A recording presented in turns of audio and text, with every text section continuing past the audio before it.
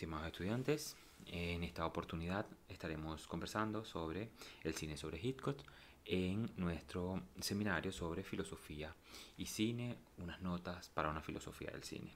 Evidentemente, este libro tiene muchísimas aristas que conversar.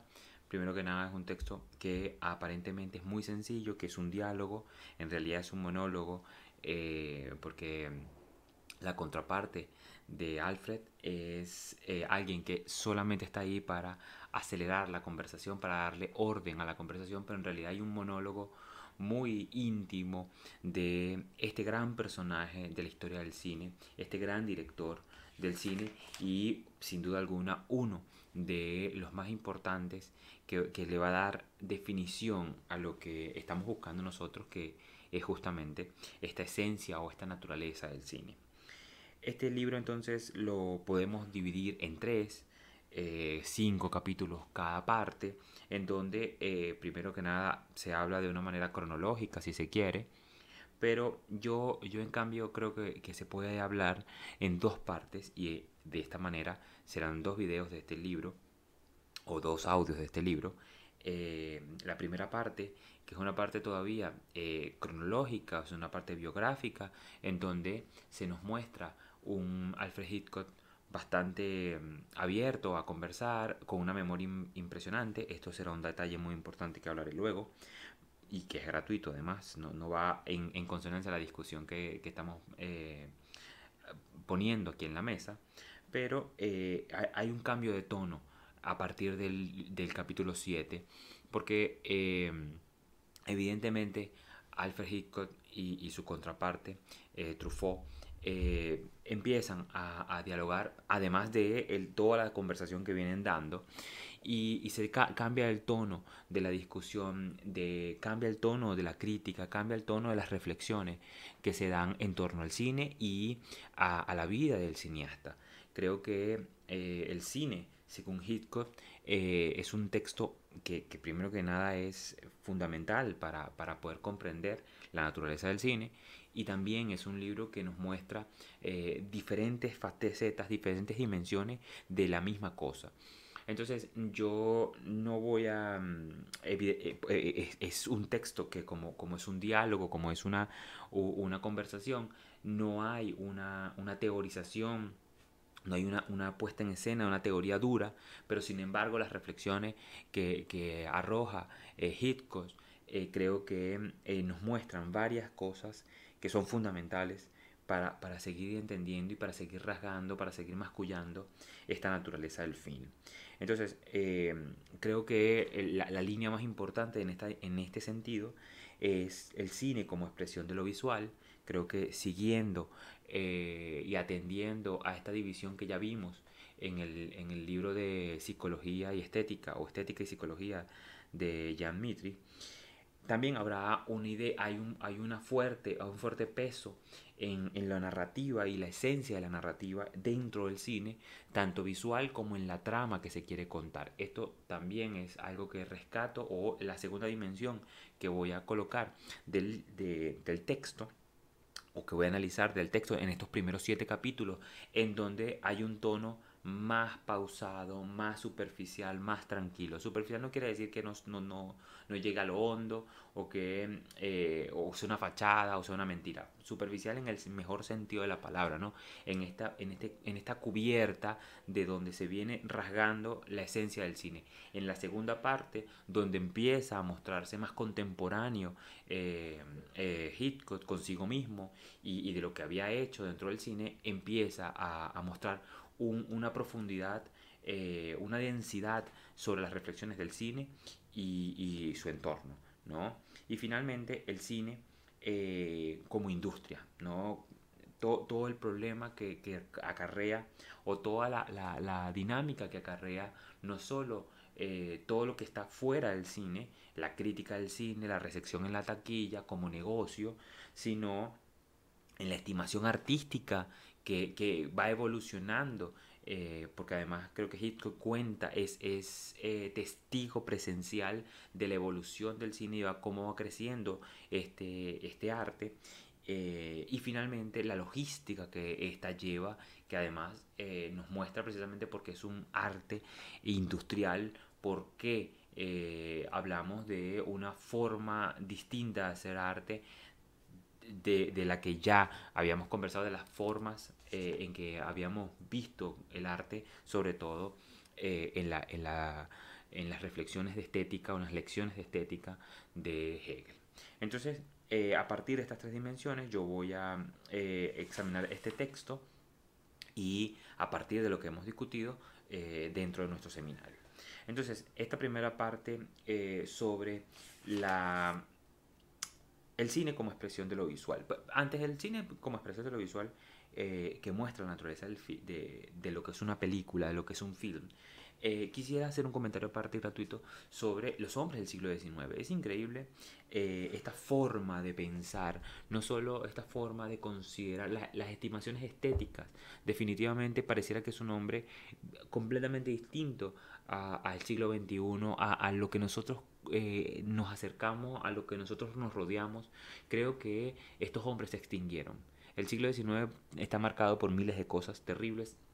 Hitchcock creo que nace en el 99, en 1899, el último, uno de los últimos hombres del siglo XIX, y la formación y la concepción y el rigor y la crítica que tiene Hitchcock, que nos habla de la cultura y el folclore de aquella época, de hombres que están hechos en la guerra, que están hechos en la controversia, siendo además un hombre que vive las dos guerras mundiales, y con todo y eso, de niño y ya de adolescente adulto, y ya está metido también en la industria del cine. Nos habla bastante de ese mundo, de ese siglo XX que inicia, o la primera parte del siglo XX, y la forma con que se concebían las cosas y cómo se hacían las cosas. Me parece digno de apreciación, y enfatizarlo.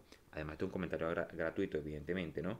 Pero es increíble su formación, uno diría prejuicios, pero es la contemporaneidad del siglo XIX, la forma en cómo recuerda, cómo rememora, cómo analiza, cómo las valoraciones estéticas, no precisamente esta facultad de juzgar no solo lo bueno, lo malo, lo bello, lo feo, sino además la retrospectiva ante el mundo que vivía. Yo creo que esto es fundamental rescatarlo porque no existe, o sea, es una cosa completamente carente, y la evolución historicista, podríamos decir, de la conciencia, en donde estos hombres ya no existen, ¿no?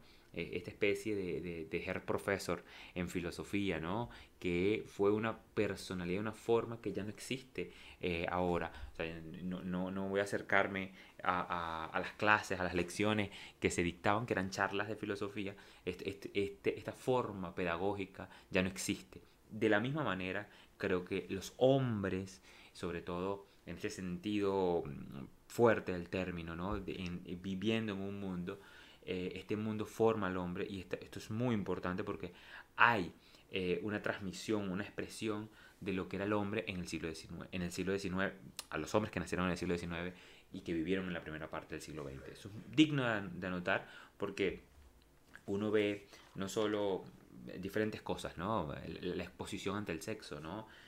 Que no supiera, siendo un adulto, ya dirigiendo una película, que las mujeres tenían el periodo. Es algo que es digno de anunciar, ¿no? De manejar dinero, de saber cómo moverse en esa área de esa industria que aparece tan novedosa en el siglo XX. Entonces, evidentemente esto creo que es digno de anotar porque no es gratuito. Y creo que queda en el libro precisamente por esto, ¿no? Porque es algo que pasa a las generaciones y que nos habla mucho de cómo somos hoy. Cerrando este comentario absolutamente gratuito, absolutamente que no va sino en la forma estética de comprender las cosas, por eso tenemos un cine distinto, podemos ver evidentemente esta idea cronológica de cómo, de la niñez, de la juventud, de cómo se va formando este Alfred Hitchcock. Pero a nosotros lo que nos interesa es cómo empieza a mostrarnos la naturaleza del cine desde lo visual. Y y creo que es clarísima eh, cómo se sirve de los recursos de la imagen para contar una historia. Incluso llega a afirmar que las películas mudas son la forma más pura del cine. Y de alguna manera no es que se niegue que el audio va a introducir la música y va a introducir el diálogo dentro de las películas, pero el registro o la esencia de lo visual era lo que el cine se caracteriza al cine como arte. ¿No? Aquí hay una lucha introspectiva contra la literatura, no porque la literatura no sea un arte, sino que el cine tiene que desligarse de la literatura. Ya hablaré de esto porque hay una repugnancia del mismo Hitchcock, que además confiesa que le repugna adaptar obras maestras de la literatura al cine, porque no tiene sentido, ya tiene un formato, ya tiene una forma, una naturaleza la literatura, o esa obra magistral en la literatura que no puede, ¿no? Incluso llega a decir, en el entorno de las palabras, de la perfección que logra la obra. Habla de Crimen y Castigo, pero podríamos hablar del Fausto, podríamos hablar de Homero, podríamos hablar de la Iliada, podríamos hablar de El Quijote. Todas estas películas no tiene sentido porque tendrías que sustituir las palabras por el lenguaje de la cámara. Esto es maravilloso, porque nos habla precisamente de la concepción, de cómo se concibe una historia y de cómo se presenta en el reino de lo visual. Entonces, esto es imposible ya con la potencia con que la obra literaria ha impactado a la conciencia, no hay manera de trasladarla, no hay traducción posible en el cine. Y el que lo hace va a arruinarse.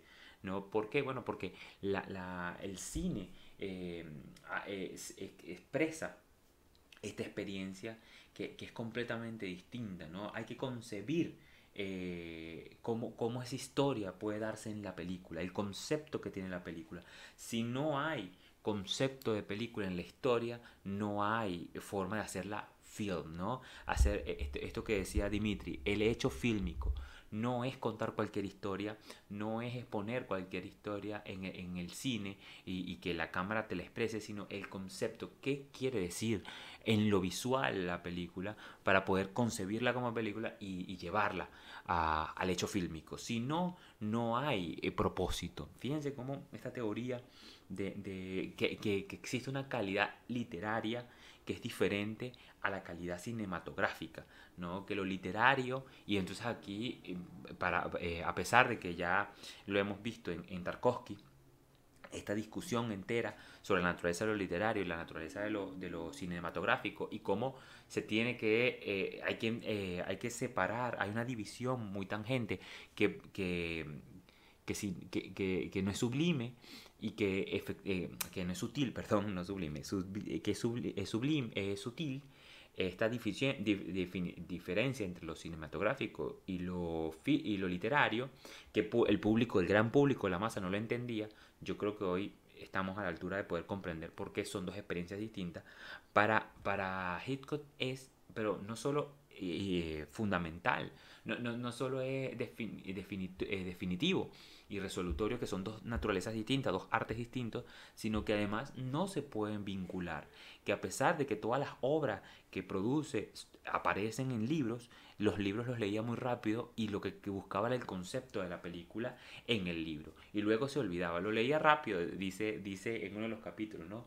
Leía rápido la película, leía rápido el libro y lo olvidaba, ¿no? Para poder atender, enfocarme en el concepto de la película. Entonces, esto es muy importante porque seguimos viendo que hay este énfasis en lo visual y que justamente todo este largo comentario aparece justamente por el gran problema de que lo mudo, de que el cine era mudo en su naturaleza más pura, en la medida en que efectivamente hay una carga que la música va a inyectar en la imagen, ya hay un elemento orgánico, pero el diálogo también. Entonces, si el diálogo si el diálogo no tiene equilibrio, no tiene balance, se pierde el estilo cinematográfico. Se pierde lo que la imagen quiere darte. Y aquí hay una reflexión importante que obviamente Hitchcock no hace. A pesar de que todas sus películas hablan del inconsciente y la psicosis, creo que queda claro que el cine es como los sueños. Es decir, en el sueño no hay audio, en el sueño no hay sonido, pero en el sueño hay imágenes, hay colores y hay una fuerza. Bueno, además, hablando del color, hay dos elementos que Hitchcock va a intentar exponer justamente porque cambia la dimensión y la naturaleza del cine, ¿no? Cuando el cine se hace mudo al sonoro, pero también cuando el cine se hace del blanco y negro a los colores. Esto cambia, esta evolución hace que el cine cambie de forma completamente dramática y que dé otra experiencia. Luego lo vamos a conversar. Pero bueno, en todo caso, el cine es como un espejo de la conciencia o del inconsciente. Recuerden que el inconsciente, al menos desde la psicología, esta ciencia de la filosofía, ¿verdad? El logos del alma, cuidado con esto, ¿no? Se puede entender desde lo inconsciente, es decir, aquello que está más allá de la muerte, es la primera dimensión, o es una de las dimensiones, no la primera, una de las dimensiones de lo inconsciente que pasa después de la muerte. ¿Qué pasa con la mente después de la muerte? No, hay un reino de los muertos, todo aquello, ¿no? El Hades, el infierno, lo que usted quiera, pero esto es una reproducción, una trama que hace lo consciente para poder darle fuerza a esto. Pero esto siempre interactúa con nosotros. El más allá, el poder hablar con los muertos, el que uno va a morir, esta conciencia de la muerte y el ver esto como un tránsito dentro de la misma vida. Habla precisamente de esta naturaleza de lo inconsciente, pero lo inconsciente también se manifiesta en los sueños. Son dos grandes áreas completamente importantes dentro de lo inconsciente y que siempre nos llevan precisamente a deliberar cuál es la naturaleza del sueño, a preguntarnos, incluso a reafirmar la naturaleza de lo real.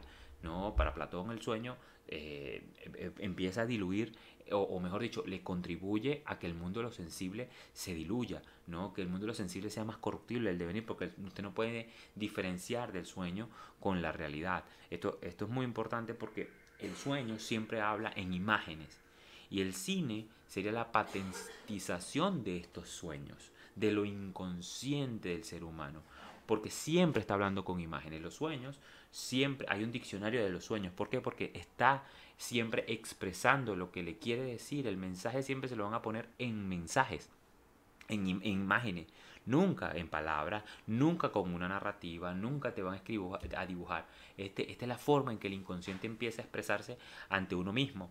Y el cine justamente se nos aprecia o se nos aparece como esto, ¿no? Como un espejo del inconsciente. Así hay que comprender la naturaleza de lo visual, la naturaleza de este arte del cine que quiere hablar con imágenes. Por eso no es que Hitchcock sea un retrógrado que quiere quedarse en las películas mudas, sino que tiene que está tratando de enfatizar que el cine no puede verterse en diálogos, no puede quedarse en el diálogo o en las palabras, no puede quedarse tampoco, porque si no, entonces prefieres ser literatura o te vas a otra arte. Esta arte quiere privilegiar lo visual, quiere hablarte con las imágenes como los sueños te hablan. No porque el diálogo no importa, hasta va a llegar a decir Hitchcock que él hacía toda la fotografía antes de narrar, antes de hacer el guión de la película, tenía toda la concepción de la película, la idea de la película, es decir, la fotografía, cómo se iban a presentar los personajes, el vestuario, toda esta dimensión fundamental de la película. Y luego, al final de que él tenía todo esto, es que le ponía el diálogo para que justamente aquello que no se podía decir o aquello que había que reafirmar de la historia se dijera en el diálogo. El diálogo era, para Hitchcock al menos, después que nacen las películas sonoras, ¿no? Después que el sonido puede entrar en la película, al hecho fílmico, el diálogo solo era un auxiliar de lo visual.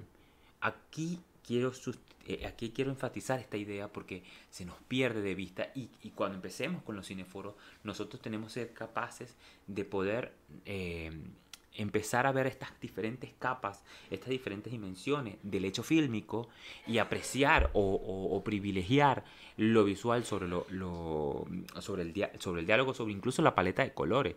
Fíjense que la imagen incluso puede estar la imagen está incluso antepuesta o es primerio o es anterior a los colores.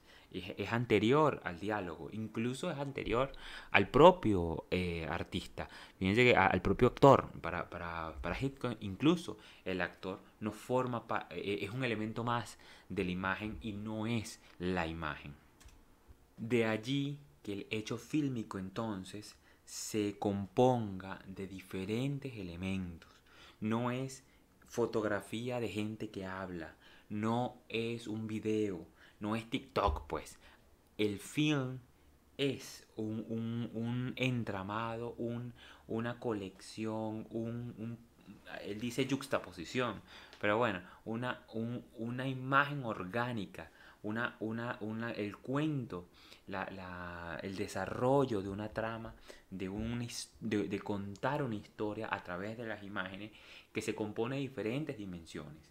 Y estas dimensiones evidentemente tienen una calidad, tienen una cualidad cinematográfica que implica precisamente esto que nos quiere contar lo visual, ¿no? Esta preferencia de lo visual sobre todas las dimensiones que te expresa la imagen, habla precisamente de esta naturaleza, ¿no? Olvidar el libro y fabricar el cine va a ser una de las sentencias fundamentales de Hitchcock para seguir haciendo cine. Y por eso precisamente entonces vemos esta dimensión del cine que es tan importante para él en lo psíquico, en ahondar en la psique, porque la naturaleza del cine es precisamente la naturaleza del sueño. Hay una semejanza con el sueño en tanto que se expresa con imágenes. Y lo importante entonces del espectador, de quien se reconoce dentro de la conciencia del cine, de este arte del cine, es precisamente de cómo las imágenes le están hablando. Más allá de que luego habrá sonoridad, se introduce el sonoro y que va a ser fundamental, pero que al principio esto no fue tan bueno, precisamente porque no se privilegiaba esta dimensión visual del cine. Pero sí entendemos entonces que la naturaleza del cine es la expresión de lo visual, es una naturaleza del film y que esta naturaleza siempre estará trazada, transversalizada por todos estos elementos del concepto de la película, de lo que quiere contar la película, de por qué tiene que existir. Hay una razón del film, ¿no? ¿Por qué existe como película? ¿Por qué esa historia por eso la adaptación es una terrible palabra para hablar justamente de cómo no hay una traducción, adaptación parecería que esta es la misma historia que se va a la naturaleza de lo fílmico y no es así, ¿no? Se toma el concepto de la película cuando tiene todas las dimensiones que la imagen, que lo visual, que el reino de lo visual exige para contar una historia. De allí entonces precisamente que la adaptación sea en términos muy laxos, ¿no? En la historia que cuenta una película que se eleva o que se va hacia el reino de lo visual es absolutamente fundamental, orgánica, en ese sentido de una colección, de una multiplicidad que se hace unidad en lo visual, que tiene naturaleza distinta a esta dimensión que tiene lo literario o tiene lo poético o tiene el mismo cuento de la narrativa. Las narraciones tienen una completa diferencia entre lo literario y lo oral, pero además entre lo literario y lo oral y lo fílmico. El hecho fílmico entonces aquí para Hitchcock es tratar de enfatizar este inconsciente de la conciencia, este inconsciente de la humanidad, en tanto se puede expresar con imágenes una historia. contarla desde este hecho, desde esta cualidad fílmica. Esto es muy importante porque creo que ya nos deja claro hacia dónde hay que empezar a privilegiar el análisis fílmico, el análisis sobre la naturaleza del cine y cómo la dimensión, incluso antes del color, incluso antes del sonido, ya el cine tiene su verdadera autonomía. Los colores van por supuesto, si se sabe usar, y esto también le va a molestar a Hitchcock porque hay que saber usar el color va a seguir hablando, a seguir haciendo más, darle brillo al reino de lo visual, hacer transferir, hacer transmitir, ¿no? A hacer medio para la transmisión de qué, de emociones, ¿no? Y aquí este es el otro carácter de la emoción, porque lo visual no solo te transmite un mensaje, no es un medio para transmitir mensajes, sino un medio para transmitir emociones. Y este, que es justamente lo que pretende Hitchcock con sus historias, ¿no? Reconocerse en tanto los personajes y poder comprender esto. Y no es contar la vida. Para Hitchcock, el que cuenta vida está haciendo documentales, ¿no? Rodar una película quiere decir, que en primer lugar y ante todo, es contar una historia, que incluso puede ser inverosímil, pero nunca va a ser banal.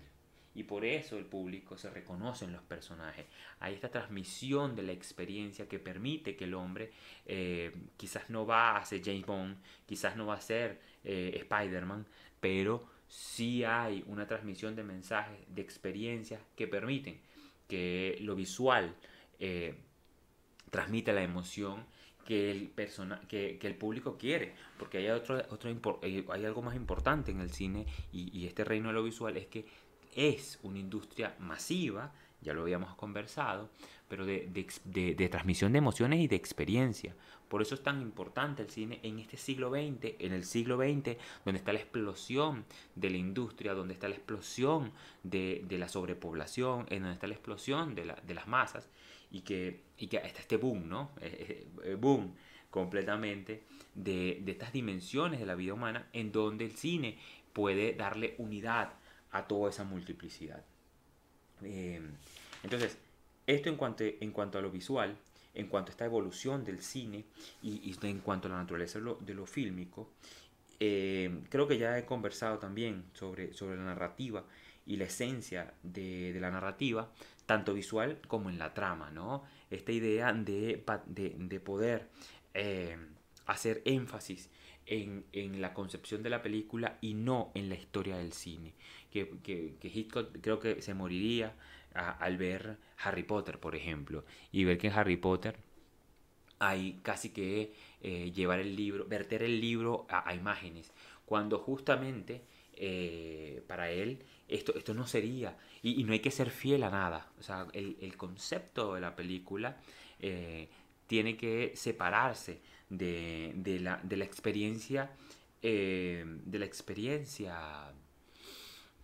experiencia literaria, ¿sí?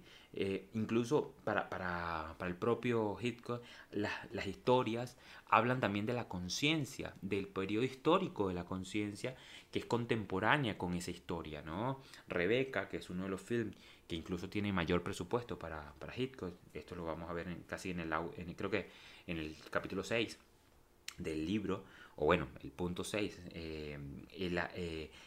dice que Rebeca es una historia pasada de moda, ¿no? Una historia del siglo XIX. Y esto habla, y que se está filmando, que se está haciendo película en el siglo XX. Y justamente nos habla de que la conciencia está conviviendo, se está reflejando en el cine. No porque el cine va a ser cultura.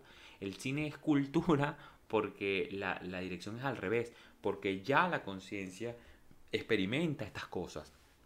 Por eso siempre es un espejo de lo que está viviendo. Y por eso cuando una película no está en su época, no se está, pasa desapercibida o es ignorada, es precisamente porque no está, la historia justamente está pasada de moda del modo en que la conciencia se expresa, en el modo en que la conciencia es, ¿no? Entonces, esta forma de esta historia del siglo, de que la conciencia se expresa en valores, se expresa en historias, se expresa en finales, ¿no? En cómo el final de la trama o cómo cierra la película también nos habla de cómo es la conciencia y cómo la conciencia se satisface o no. Entonces, este punto de poder ver que la historia y la narrativa tiene una trama, que tiene una época, que tiene un modo de ser, ¿no? De cómo siempre hay una interacción, a pesar de que el cine sea positivo en sentido extremo, porque son imágenes, es positividad, es una proposición del autor de la película, y que el que contempla solo recibe, no solo percibe las imágenes, hay una interacción en tanto que la atención que tiene el público ante la película, y si lo engancha, si lo ve, justamente le está hablando de las experiencias y de la vida cotidiana que el público lo está viendo. Más allá de si hay o no hay eh, este armaje de la publicidad y cuánto dinero se da para publicitar una película, porque puede ser un éxito de taquilla, pero se olvida rápido, habla justamente de lo artificial que puede ser una película y de cómo queda en la memoria, de por qué la historia es tan fundamental en el argot, en la conciencia, y que además es algo que está vivo, no es algo que te inventan, no es algo que te que es diferente a ti. Creo que la complejidad que tiene la conciencia ante la recepción de la película, de lo que quiere transmitir la película, habla también de esta conciencia y de la narrativa y de cómo la historia se teje, primero desde lo visual, al menos para Hitchcock, que esto es muy importante, estamos hablando según Hitchcock, ¿verdad? Cómo se teje la narrativa, cómo se teje la concepción de la película, lo que quiere expresar la imagen, y luego aparecen los diálogos, y luego aparece la historia ante la conciencia, fracase o no. Fíjense que Psicosis y Los pájaros, Bird, son películas que fracasaron en la taquilla y que son hoy piezas esenciales, fundamentales, que no hay una evolución del cine sin esto. Son piezas evolutivas del cine. La conciencia cinematográfica que tenemos en el siglo XXI solo es posible si estos tejidos, si estos eslabones de la cadena se conectan. Entonces, ¿cómo pueden haber películas que pueden fracasar en una época que a lo mejor no tienen el arraigo, a lo mejor la conciencia no está preparada para ellas, pero que sí más adelante? Esto nos habla precisamente de cómo la narrativa se va construyendo y de cómo el cine tiene una fuerza, sobre todo en el momento en que nace como arte, que es en el siglo XX. Bueno, finalmente voy a acelerar esto porque ya llevamos muchísimo tiempo. La industria del cine, la, que es otra de las cosas que primero habla, que aparece incesantemente en esta primera parte del libro, de estos primeros 7 capítulos. Y es precisamente, bueno, la logística que tiene el cine, en tanto los presupuestos, incluso creo que poco habla, pero que es una dimensión muy importante el libro, que poco habla, que medio lo menciona, pero que estoy seguro que más adelante lo va a retomar, pero que no aparece tanto, que es la pragmática, ¿no? La experiencia pragmática de hacer cine, en tanto utilería, en tanto la luz, en tanto poder ingeniárselas para que en la imagen aparezca lo que se necesita aparecerse. Más allá de si estamos hablando de los efectos visuales, no estamos hablando de la pantalla verde, que fíjense cómo la pantalla verde es un agujero negro en donde yo le pongo lo que sea, y que a lo mejor puede ser un buen recurso en algunos momentos, pero niega, elimina esto que era tan difícil, ¿no? De poder que la escenografía pareciera real o nos mostrara algo real, o cómo la luz, cómo se juega con los planos y la luz, sobre todo cuando era blanco y negro, además el cine, pero cómo se juega con la luz, cómo se juega con la iluminación, cómo se juega con la cámara. Bueno, ya hablaremos también de la cámara porque eso habla de, también de la estética del cine. Pero bueno, de la naturaleza del film lo pasé por alto, pero bueno, ya lo voy a rescatar. Pero en todo caso, esta logística, ¿no? De moverse, del rollo, de cuánto metraje se tiene, ¿no? Del celuloide, de cómo presentar la película, de cómo grabar, de quiénes son los personajes, de cómo contratar, de la estimación que hay fuera del cine, porque la crítica es transversal al cine, no solo porque hay una medición artística, no cuantitativa, sino cualitativa, justamente de la conciencia, pero precisamente por eso es tan importante y por eso habla más del sujeto que de la expresión exterior de la imagen y de la conciencia, porque cuando digo patentizar los sueños, es hacerlos sensibles, es hacerlos exteriores, es hacerlos cosa. Patentizar es hacerlo sensible, hacerlo tocable, ¿no? Cuando algo es patente es porque se puede tocar, porque se puede llegar a este mundo de lo sensible, diría Platón.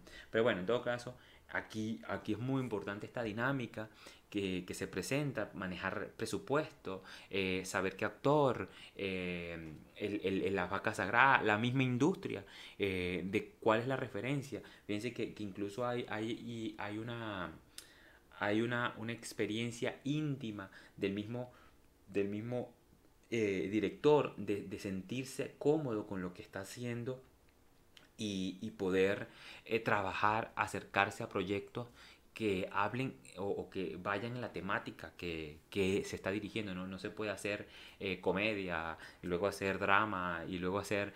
Hay un género, hay una cualidad, hay una industria precisamente que pone un orden y que incluso hasta filtra qué se puede grabar y qué no se puede grabar. Fíjense que estamos hablando en el 48, había censuras y leyes de Hollywood que no estaban escritas, ¿no? Y que hacían que filtraban lo que se podía filmar, ¿no? Incluso llega a decir, desdramatizan las historias si no están en el tono que la industria pretende, ¿no? Y esto es muy importante porque aquí hay también licencias creativas y hay límites creativos y que de por sí nosotros lo vemos cuando vemos algo desencarnado, algo grotesco, ¿no? Las Bondrier o este mismo cine coreano, en donde hay sangre, donde hay puñalados, hay como una sensibilidad.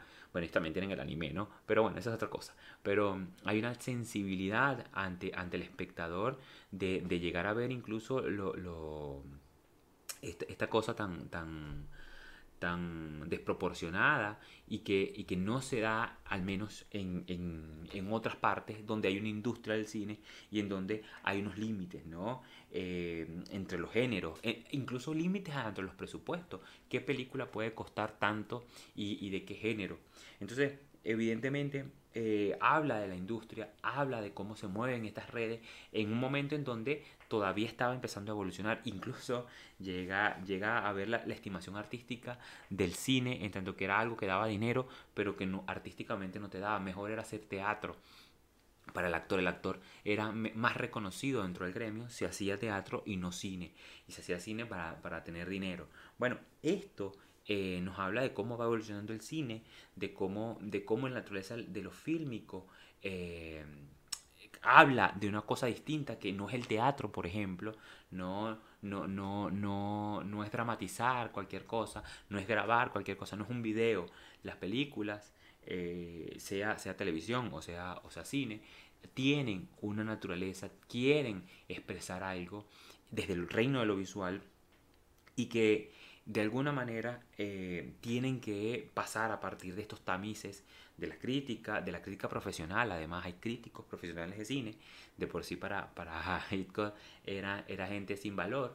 eh, y luego la estimación artística que ha ido ganando, afortunadamente hoy se ve como un arte, en aquel tiempo no. Recuerden que estamos leyendo libros de hace más de 70 años, 80 años, y esta idea de la logística del cine que habla de un conflicto sobre el dinero, sobre la forma en que se graba, sobre incluso esta forma de conseguir el vestuario, la utilería, la misma cámara, ¿no? cómo se graba, la dimensión, la mesura, la textura que permite un equipo de grabación y de otro. La cámara que se hace para grabar televisión no es la misma que se grababa para cine.